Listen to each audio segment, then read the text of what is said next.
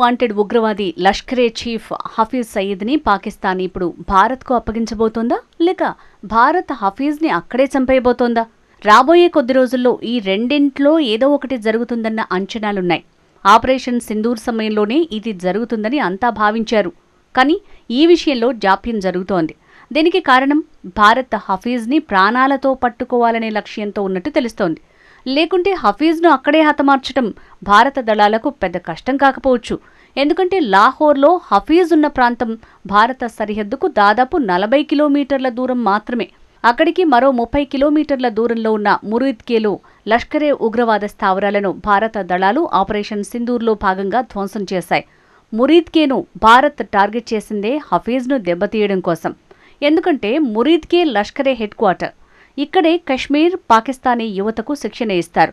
అయితే బయటికి మాత్రం జమాత్ ఉద్ దవా అనే స్వచ్ఛంద సంస్థ ముసుగులు కార్యకలాపాలు సాగుతాయి. దాదాపు 200 ఎకరాల్లో విస్తరించి ఉన్న కాంప్లెక్స్లో ఈ సంస్థ కార్యాలయంతో పాటు మసీదు, మదర్సా కూడా ఉన్నాయి. రహదారిపైనే ఉన్న ఈ స్థావరం వ్యూహాత్మకంగా లష్కరేకు కీలకమైంది. హఫీజ్ ఇక్కడే ఎన్నో ఉగ్రమూకలను తయారు చేసి భారత్లో అమాయకుల ప్రాణాలు తీశాడు. అందుకే భారత దళాలు ఈ ట్రైనింగ్ సెంటర్ను టార్గెట్ చేసి హఫీజ్ని చావు దెబ్బతీశాయి. ఏ ఉగ్రవాద సంస్థ నాయకుడికైనా తన చుట్టూ ఉన్నవారే బలం. ఇప్పుడు భారత్ హఫీజ్ కింద ఉండే బలగాన్ని లేకుండా చేసింది. దీంతో ఒక రకంగా హఫీజ్ అత్యంత బలహీనుడైన ఉగ్రనేతగా మిగిలాడని చెప్పొచ్చు. ఇప్పుడు హఫీజ్ను వేటాడటం భారత్కు కష్టమేమీ కాదు. ఎందుకంటే హఫీజ్ ఇప్పుడు ఎక్కడున్నది, ఎలాంటి భద్రతలో ఉన్నది అంతా భారత దళాలకు పూర్తిగా తెలుసు. పైకి అతడు జైల్లో ఉన్నాడని పాక్ ఎంత చెప్పినా ఆ దేశ రక్షణలోనే ఉన్నాడని తెలుసు. ఆ మధ్య ఇండియా టుడే ఏకంగా అతడి నివాసానికి సంబంధించి ఉపగ్రహ చిత్రాలనే బయటపెట్టింది. లాహోర్లో జనావాసాల మధ్యే హఫీజ్ ఎలా జల్సాగా జీవిస్తున్నాడో తేటతెల్లం చేసింది. అతని సొంత ఉగ్రముఖలే కాదు, పాక్ సైన్యం కూడా రక్షణ కల్పిస్తోంది. ఇంత తెలిసిన తర్వాత భారత్ హఫీజ్ని వదిలిపెడుతుందా? ఖచ్చితంగా టార్గెట్ చేస్తుంది. పాక్లో దాక్కున్న ఆల్-ఖైదా చీఫ్ లాడెన్ను అమెరికా వెతికి వెంటాడి అంతమొందించినట్టే హఫీజ్ని అంతమొందిస్తుంది. కానీ అతన్ని ప్రాణాలతో భారత్కు తీసుకురావాలన్నది భారత ఆలోచనగా చెప్తున్నారు.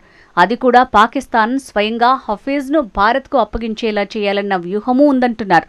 దీంతో ఉగ్రవాదం విషయంలో పాక్ అసలు వైఖరేంటో ప్రపంచానికి అర్థమవుతుంది. ఈ విషయంలో పాకిస్తాన్పై పలు దేశాల ఒత్తిడి కూడా పెరుగుతోంది. అందువల్ల ఈ మధ్య పాక్ మాజీ విదేశాంగ మంత్రి బిలావల్ భుట్టో ఉగ్రనేతలను భారత్కు అప్పగించేందుకు అభ్యంతరం లేదని చెప్పినట్టున్నారు. కానీ ఉగ్రవాదులకు అండగా నిలిచే పాక్ ఆర్మీ చీఫ్ మునీర్ దీనికి అంగీకరిస్తారా అన్నది పెద్ద ప్రశ్న. ఇప్పటికే బిలావల్పై హఫీజ్ కొడుకు తల్హా సయీద్ విరుచుకుపడ్డాడు. ప్రపంచం ముందు పాక్ పరువు పోయిందని ధ్వజమెత్తాడు. ఇప్పుడు ఈ విషయంలో పాక్ పాలకులు ఎలాంటి నిర్ణయం తీసుకుంటారు అన్నదే కీలకం. ఒకవేళ హఫీజ్ను పాకిస్తాన్ అప్పగించకుంటే మాత్రం ఈసారి భారత్ ఆపరేషన్ లాహోర్ వీధులపైనే ఉంటుందని అంచనా వేస్తున్నారు.